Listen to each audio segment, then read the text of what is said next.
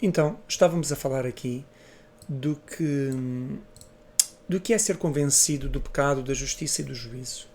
E nós vimos que quando o Espírito de Deus nos converte, Ele trata também de nos convencer da nossa miséria e que nós precisamos do Senhor Jesus e da sua obra para sairmos debaixo da ira e da condenação, para a graça e para a bênção, para a aprovação. E ao sermos convencidos disto, de que nós somos miseráveis e de que o Senhor Jesus é a nossa única saída, que a obra dele é perfeita, que ele era o justo que morreu pelos injustos, então, quando somos convencidos disto, a culpa é gerada na consciência e depois o coração muda para sentir a vergonha que leva ao arrependimento. Quando alguém é convencido do seu pecado, e isto inclui, como eu disse aqui, todos os pecados, todos, essa pessoa também é convencida da justiça de Deus e saber que essa justiça de Deus em nós abre uma guerra contra o pecado. Não é? Nós estamos a lutar constantemente contra o pecado. A carne cobiça contra o espírito contra a carne. Então, quando o homem abre os olhos para ser convencido da justiça de Deus, ele entende que o pecado pede juízo. Assim sendo, é também convencido da realidade de um julgamento futuro, onde todos os homens terão de prestar contas a Deus. Isto desenvolve o temor e o tremor que a Bíblia descreve, que transforma um homem rebelde, um inimigo, não é? Num homem que se humilha diante de Deus, humilde, para pedir perdão. Só então, quando nós passamos por esta transformação, é que começamos a compreender porque é que o Senhor Jesus realmente morreu. Ele morreu para satisfazer a justiça de Deus e aplacar a sua ira. Nós merecemos ser castigados pelo nosso pecado, mas Jesus aceitou ser castigado em nosso lugar. Assim, Deus satisfez a sua justiça e a sua ira, despejando-a sobre o Senhor Jesus na cruz. E por isso é que o profeta Isaías disse, milénios antes, acerca da vinda do Senhor Jesus, disse o seguinte: ao Senhor agradou moê-lo, em Isaías 53:10. Então nós imaginamos, ao ouvir isto, que o Pai agradou-se em moer o Filho. Deus Pai agradou-se em moer o Senhor Jesus na cruz. E nós podíamos dizer, mas por que razão, se o Pai ama o Filho, porque é que se agradou em moê-lo? Porquê? Se nós somos culpados diante de Deus, como é que nós podemos ter castigo? Como é que nós podemos ter paz com Ele? Não é? Nós temos paz quando entendemos que Jesus pagou o nosso castigo. E em Isaías 53:5, nos versículos antes, ele diz: o castigo que nos traz a paz estava sobre ele. Então, Jesus pagou a nossa dívida para nós podermos ter paz com Deus, como está lá em Romanos 5:1. É dizer, a razão por que Deus se agradou em moer o Senhor Jesus foi porque Deus Pai sempre vê para além daquele específico momento. Deus vê todo o tempo. Vê o passado, o presente e o futuro a acontecer ao mesmo tempo. Então, quando Deus se agradou em moer o Senhor Jesus na cruz, como é óbvio, o Pai deve ter sentido muito sofrimento, muita tristeza em ver o Filho naquele estado. Porque partilham da mesma essência, são um só. Mas Deus agradou-se porque Ele viu o cumprimento daquele plano. Ele viu que o sacrifício, a morte e a injustiça ia produzir glória. Ele viu o Filho morto, mas viu automaticamente o Filho exaltado. E viu o Filho elevado aos céus e sentado no trono. Ele viu o Filho que foi desprezado a ser coroado. Então ele viu a glória do Filho ali e viu aquela obra redentora maravilhosa atraindo para si aquele povo.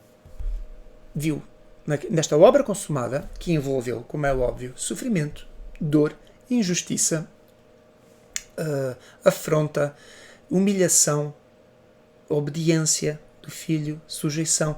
Em tudo isto, ele viu o quê? Ele viu a glória dele mesmo no Filho e viu a glória do Filho, não é? a ser elevado, a ser exaltado, a ser glorificado e a ser coroado.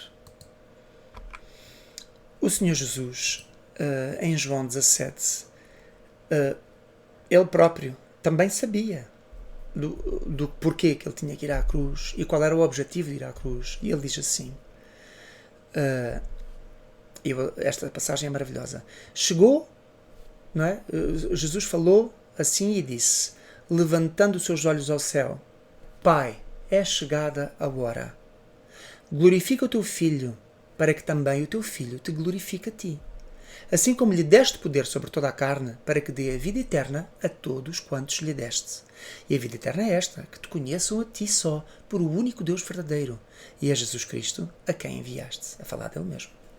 Eu glorifiquei-te na terra, tendo consumado a obra que tu me deste a fazer. E agora, glorifica-me tu, ó Pai, junto de ti mesmo, com aquela glória que eu tinha contigo, antes que o mundo existisse. Isto que está aqui é literalmente a razão porque Isaías disse que ao Pai agradou moê-lo. Por causa destas palavras, por causa desta obra, por causa do resultado destes desígnios. Isto é maravilhoso de se ver na Bíblia. Então, se nós entendermos bem estas doutrinas, nós não vamos errar em obter o verdadeiro conhecimento da glória de Deus e o que é que Ele fez e quem Ele é, como é que Ele se revelou a nós e como é que tudo isto que a Bíblia fala é um plano perfeito, sublime. Então, se nós somos culpados diante de Deus, como é que nós podemos ter a paz com Ele? Temos a paz em Jesus. O castigo que nos traz a paz estava sobre ele. Isaías 53:5. Então, isto é o quê? Isto é a doutrina da propiciação, que quer dizer que a morte de Jesus na cruz foi propícia para satisfazer a justiça de Deus, como está em Romanos 3:25, 1 João 2:2, 1 João 4:10 e Hebreus 2:17. Então, a palavra propício quer dizer o quê? Propício é sinónimo de apropriado, perfeito para este efeito, ou favorável, oportuno, conveniente, adequado, próspero para. Então, a morte do Senhor Jesus, a vida dele entregue naquela cruz, era perfeita para este efeito, era oportuna, conveniente, era adequada, era próspera para nos dar a salvação, para nos dar a paz. Então Jesus, pagando o preço da culpa que era nossa, ele abre o caminho para o único caminho, para a paz, para a absolvição, para o perdão dos pecados e para a vida eterna. Então, para haver a absolvição da culpa, deve, portanto, primeiro haver o reconhecimento da culpa. O Senhor Jesus não reconheceu a culpa dele, porque ele não tinha. Ele era o inculpado, ele era o justo, que ia morrer pelos injustos. Mas ele reconheceu que nós éramos culpados e que ele tinha que morrer para que nós fôssemos justificados. Éramos culpados, ou seja, considerados injustos, e o Senhor Jesus, morrendo na cruz, ele absolve a nossa culpa através do arrependimento e ele toma sobre si a nossa culpa, suportando a ira de Deus, e absolve-nos para que nós agora possamos ser perdoados e justificados. E sendo justificados, depois santificados. Este é o papel e esta é a obra do Senhor Jesus. Então, para haver a absolvição da culpa, deve, portanto, haver primeiro o reconhecimento da culpa. Nós devemos reconhecer a nossa culpa. Assim como o Senhor Jesus reconheceu que nós, como culpados, precisávamos de um sacrifício digno, um sacrifício que nos pudesse salvar. E por isso ele se entregou a si mesmo sem culpa. E nós sabemos que se nós não reconhecemos a nossa culpa, nós não estamos a ser abraçados. Se nós achamos que não temos culpa, então o Senhor Jesus não carregou a nossa culpa. Se ele não carregou a nossa culpa, nós não fomos perdoados. Nós temos que saber que foi a nossa culpa que levou o Senhor Jesus à cruz. Se os homens não fossem culpados, Jesus não tinha que morrer no nosso lugar. E isto é uma verdade bíblica. Portanto, Vamos falar agora aqui um bocadinho da origem da culpa. Quando é que alguém experimenta o sentimento de culpa na consciência ou no coração? De um ponto de vista generalizado, se nós formos falar a pessoas que não são cristãs e falarmos sobre culpa, mas olha, porquê é que tu de vez em quando sentes culpa? Quando é que tu sentes culpa na tua vida? Se nós perguntarmos isso a uma pessoa ímpia, uma pessoa que não tem conhecimento de Deus, a pessoa vai dizer, quando eu fiz alguma coisa de errado. Não é? Eu já fiz algumas coisas de errado, sabia que estavam erradas e depois senti culpa por ter feito aquilo. Não é? Quer dizer, insultei a minha mãe, maltratei a minha mãe, e a minha mãe depois ficou num estado nervoso, teve que ir para o hospital. E eu, por causa daquilo, porque eu exaltei-me, gritei com ela, fiz isto, e ela depois passou mal, foi para o hospital. E eu senti-me culpado, porque se eu não tivesse feito aquilo, a minha mãe não tinha. Ou seja, há sempre uma situação que nós sabemos, e Deus usa muitas vezes coisas simples do nosso dia-a-dia para nós sentirmos a culpa, experimentarmos o sentimento de culpa e percebermos o porquê que a culpa existe. A culpa leva-nos a pensar assim, eu devia ter feito diferente. No caso do filho que gritou com a mãe e a mãe foi para o hospital, o filho logo a seguir diz assim, se eu soubesse que isto tinha acontecido, nunca tinha gritado com ela. Tinha feito as coisas de outra forma. Se eu pudesse voltar atrás, fazia de outra forma. Então, este sentimento de arrependimento, de tentar remediar algo que está errado, é o sentimento que Deus quer fazer despertar. Porquê? Porque a culpa vem do reconhecimento do fracasso das nossas decisões, quando alguma má consequência vem do resultado direto de alguma coisa que nós fizemos ou deixamos de fazer. E sabemos que nós somos os únicos responsáveis e que as nossas decisões podiam ser outras. Então, quando reconhecemos que se as decisões tivessem sido outras, também seriam outras as consequências, a culpa instala-se para nos pesar, como se a própria consciência nos dissesse: tu estás a colher aquilo que semeaste.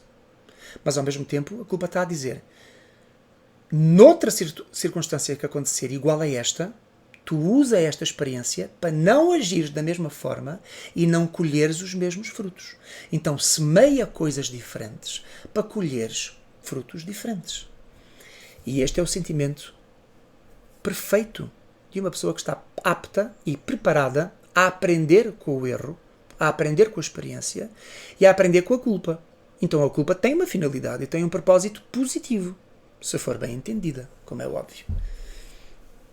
Então, nós sabemos que o sentimento de culpa para a maioria das pessoas é um sentimento horrível no campo emocional, não é? Porque a pessoa começa a ficar consumida com aquela ideia, não é? Mas um sentimento também necessário no campo espiritual.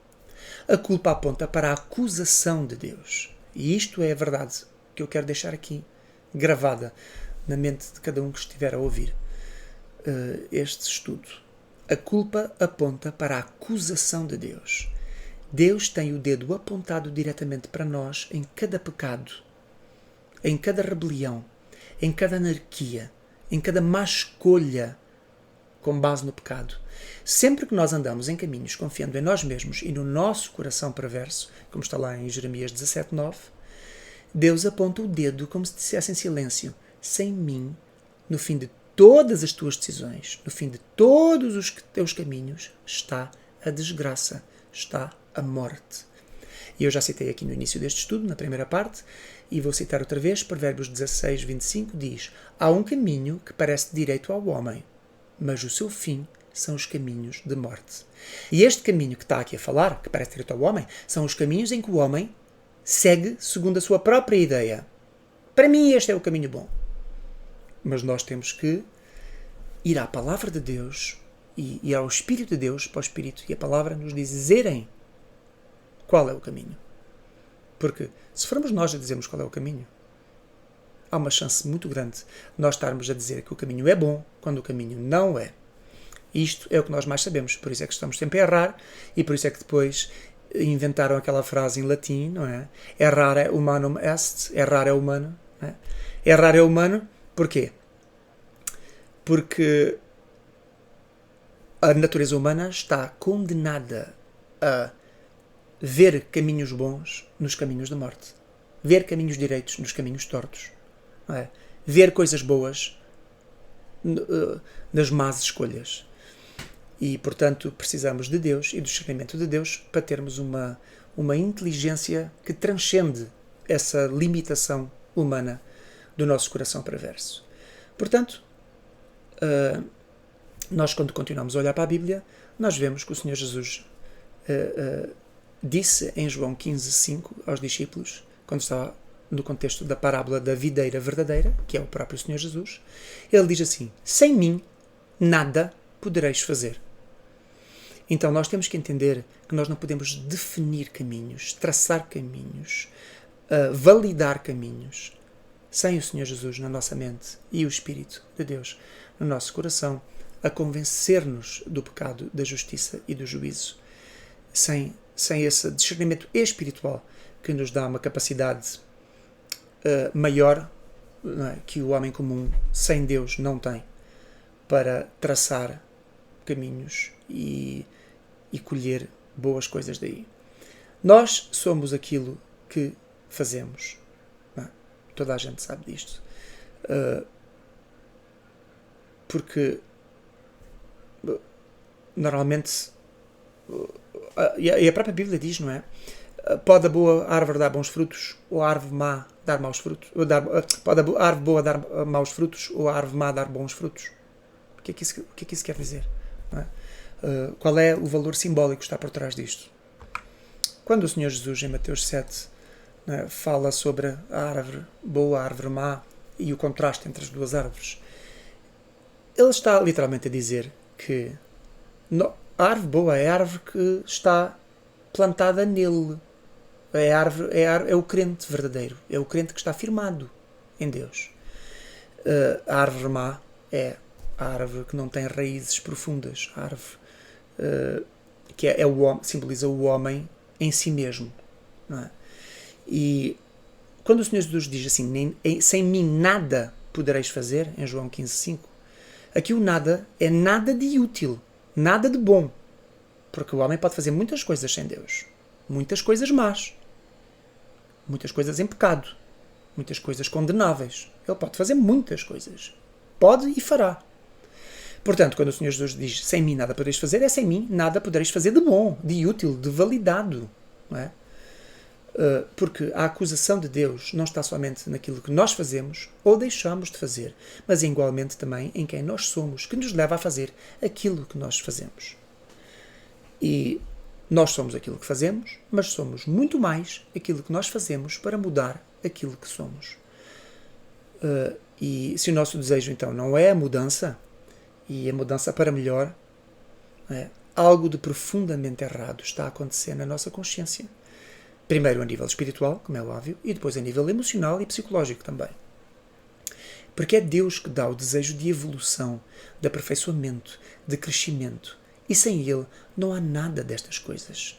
Nós vemos muitas vezes as pessoas no mundo falarem de evolução. Estou a evoluir, estou num processo de evolução, estou num processo de crescimento. Mas sem Deus e sem o Espírito Santo, estas pessoas não estão a evoluir para lado nenhum. Elas estão iludidas. E mais cedo ou mais tarde elas vão entrar em contacto com a miséria dessa pseudo-evolução que elas acreditavam que estava a acontecer na vida delas. Ainda que o diabo minta aos ouvidos dos homens, para que as pessoas acreditem que longe de Deus pode haver evolução, nós sabemos que não há. Só no campo espiritual e no campo espiritual, de acordo com o Deus verdadeiro, com o Espírito do Deus verdadeiro. Porque todos os outros campos espirituais, esotéricos, místicos, pagãos, profanos, idólatras deste mundo, não há evolução. Só no campo espiritual do Deus verdadeiro é que há verdadeira evolução. Porque só o Espírito Santo, o Espírito do Deus verdadeiro, é que pode realmente transformar. Todos os outros espíritos são espíritos do demónio, espíritos diabólicos, espíritos das trevas, que têm como papel fundamental dividir, separar as pessoas e conduzi-las ao inferno. Quem não sente culpa ao cometer o pecado diante da santidade de Deus está estagnado numa espécie de pântano espiritual. O pecado sem culpa é uma espécie de areia movediça, onde o homem se enterra e se afunda cada vez mais, à medida que se vai mexendo nele. Todos nós sabemos que a areia movediça, quanto mais nós nos mexemos na areia movediça, mais começa a areia a subir, não é? E nós começamos a afundar. E no pecado é a mesma coisa. Quanto mais uma pessoa chafurda no pecado, mais se enterra. E nós sabemos que a verdadeira espiritualidade começa e acaba na sujeição completa ao Senhor Jesus. Ele é o princípio e o fim de todas as coisas. É nele que estão escondidos todos os tesouros da sabedoria e da ciência, como está em Colossenses 2:3. Porque ele é o alfa e o ômega, o princípio e o fim, o primeiro e o derradeiro, como está em Apocalipse 1:8-11, Apocalipse 21 e Apocalipse 22 também. Todas estas vezes que refere o Senhor Jesus como o alfa, o ômega, o princípio e o fim, o primeiro e o derradeiro, está a falar de um conceito de eternidade e de infinito. Ele transcende o tempo. Ele estava no princípio de todas as coisas e ele é o fim de todas as coisas. Deus transcende o tempo. Ele é infinito. Tudo lhe pertence, tudo é acerca dele. Ele é o centro do universo. Quando nós olhamos para Jesus e a perfeição da glória de Deus nele revelada, não há como não nos sentirmos culpados da nossa própria miséria e da nossa insignificância diante desse Deus maravilhoso. Sem a culpa e sem o arrependimento sincero e honesto, não há conversão, não há perdão dos pecados, e assim sendo, todos os homens, todos aqueles que se absolvem a si mesmos da sua culpa, estão iludidos debaixo de uma ideia falsa de impunidade. As pessoas acham que não lhes vai acontecer nada, está tudo bem com a vida delas. Não está. Em Eclesiastes, no livro de Eclesiastes, na Bíblia, diz assim, Eclesiastes 8:11: Porquanto não se executa logo o juízo sobre toda a má obra, por isso é que o coração dos homens está inteiramente disposto para fazer o mal. O que é que isto quer dizer? Porque Deus não vem a correr e castiga em cada pecado que uma pessoa comete. Deus vem e fulmina aquela pessoa. A pessoa pensa, eu faço estas coisas, não me acontece nada. Então, das duas uma. Ou Deus é frouxo ou ele não existe. Mas nem uma realidade nem outra, porque Deus existe e ele não é frouxo. A razão porque ele não fulmina as pessoas quando elas pecam contra ele, quando elas o afrontam, é por causa da misericórdia e da compaixão e da infinita paciência de Deus e a benignidade de Deus em tolerar o nosso pecado até que os seus desígnios se cumpram. E então, quando nós olhamos para Jesus e a perfeição da glória de Deus nele revelada, nós vemos que, assim como Deus deu um tempo de construção a Noé da arca, e durante aquele tempo todo, Deus já tinha dito, eu vou destruir da terra todo o pecado. Mas a arca durou 100 anos a ser construída e foi no ano 600 da vida de Noé, 100 anos depois de Deus se dirigir a Noé e dizer eu vou destruir a terra, vai construir uma arca, 100 anos depois veio o dilúvio. Esse tempo dos 100 anos aqui é uma extensão temporal que representa a misericórdia e a compaixão de Deus. Durante todo aquele tempo era evidente que Noé estava a construir uma arca e à distância as pessoas podiam ver, porque aquilo era uma construção de uma magnitude enorme. Muitas pessoas viam aquela construção. Provavelmente eles passavam por ali e riam. Pensavam assim, isto Noé não bate bem da cabeça. Construir uma coisa deste tamanho aqui no meio do deserto de um dilúvio que não sei de onde é que vem. Nunca vai acontecer. E as pessoas continuavam a viver a sua vida debaixo dessa falsa ideia de impunidade. Até que veio o dilúvio, como é óbvio. Portanto, assim são as pessoas nos dias atuais também. Cheias de culpa, mas absolvendo-se a si mesmos, distraídos com os prazeres. Comem, bebem, casam e dão-se em casamento, divertem-se, entretêm-se e não sabem do que é que lhes espera. Portanto, a fé que é concedida por Deus torna o homem apto a discernir a culpa e a desenvolver o temor para o arrependimento e a humilhar-se diante de Deus e sujeitar-se a Deus e ouvir a voz de Deus para a obediência, que foi o que Noé fez. simbolizado ali em Noé e na família. A Bíblia diz em 1 Coríntios 11:31, se nós nos julgássemos a nós mesmos, não éramos julgados. O que é que isto quer dizer? Quer dizer que nós não estamos aptos em nós mesmos para discernir a nossa culpa. Nós vamos sempre absolver a nossa própria culpa em nós mesmos. Se nós tivermos que nos julgar a nós mesmos, não nos vamos julgar. E da mesma forma, nós também não vamos julgar as pessoas que nós amamos e queremos proteger. É o que naturalmente a carne quer fazer. A carne faz com que uma mãe, ou com uma avó, ou com uma filha, ou com um filho, ou com um marido, ou com uma mulher, façam com aqueles que eles amam, da sua família, não é? Proteger o pecado, não é? Se nós, na carne, nos tivéssemos que julgar a nós mesmos ou uns aos outros, não seríamos julgados, ninguém se julgava a si mesmo.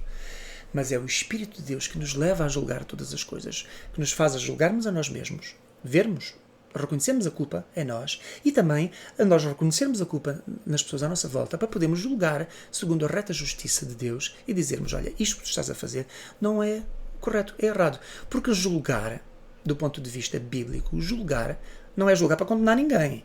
Julgar quer dizer submeter a uma análise, submeter a uma crítica, que tanto pode ser positiva ou negativa. Não é?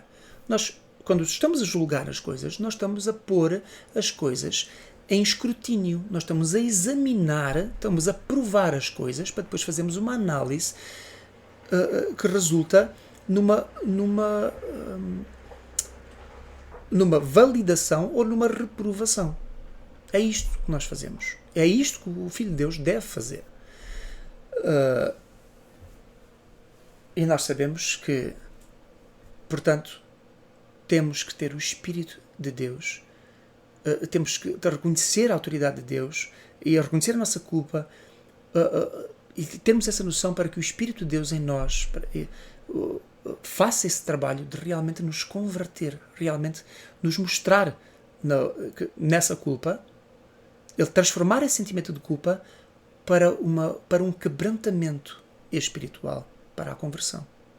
Portanto, quando o Evangelho do arrependimento diz arrependei-vos e crede no Evangelho, o Evangelho não diz assim, arrependei-vos se Deus vos der o arrependimento. Não é? Convertei-vos se Deus vos converter. Não. É posto nos homens. É posto na liberdade de consciência dos homens. O homem é enfrentado com a verdade e é confrontado e é encurralado. Fica entre a espada e a parede. A espada sendo a verdade, a espada sendo o Evangelho, que diz arrepende-te, e a pessoa está entre a espada e a parede. Para quê? Para gerar a culpa. E depois, quando a culpa é gerada, aí, da forma como a pessoa lida com a culpa, como ela processa a culpa, aí é que o Espírito de Deus pode vir e converter, como a Bíblia diz, Deus resiste aos soberbos e dá graça aos humildes. Em Tiago 4,6. Portanto, como é que Deus resiste ao soberbo e dá graça ao humilde? Quem é o soberbo e quem é o humilde? Quando a culpa é gerada na consciência, o soberbo é quem? É aquele que sente a culpa e a seguir absolve-se da sua própria culpa. É o soberbo. Que depois diz, não tenho que pedir perdão por nada. E essa culpa é uma tolice. Esse é o soberbo. A Bíblia diz que Deus faz o quê? Deus resiste a esse homem. Quem é o humilde? Quem é aquele a quem Deus dá mais graça? Quem é o humilde? O humilde é aquele que, quando reconhece a culpa, pesa-lhe. A culpa lhe pesa.